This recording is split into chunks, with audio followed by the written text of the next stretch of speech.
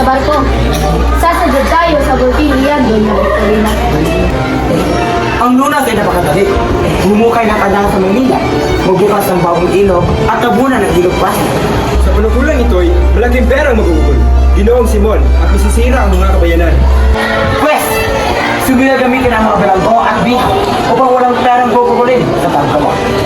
Kung hindi sapat ang taong bayan ang sapilitang pagawain. Sa kanyang paraan, nangyari ang malaking gamitin. Ang lawang muklis at ang polusiya ng Roma. Ngunit maaari ba itong magbunga ng paghihimagsi? Nagsasaba kahit minsan ang wala. Ngunit hindi na kayo ang kaharap ng mga taga-Ehipto.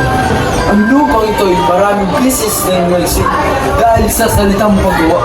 Ha, hawak. Ang mapulong ito ay hindi na muli maghihimagsi. At kayo pa din salve. Ano masilbi yung mga private kung maghihimagsik ang bayan? At huwag kayong bumanggit ng mga pangatwiran ng pawang katundakan.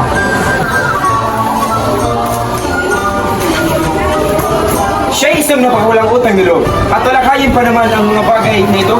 Sa pabor pa naman, harap na ako ng isang tunay na panukulang matipid at matipatinabang upang linisin ang mahabang wawa sa laguna. Maaari bang malaman kung ano ito? Dito lahat ng bayang magkatabi na mag-alaga ng pato, ang mga hayop na ito sa pamamagitan ng panginginain ng susong maliliit ang magpapalalim ng loob. Sila, ang tungkol sa bagay na iyan? Pero Don Custodio, kung lahat ay mag-aalaga ng pato, darami ang mga balot, mabuti pa'y matabunan na ang wawa kaysa magkaroon ng maraming nakadiring balot.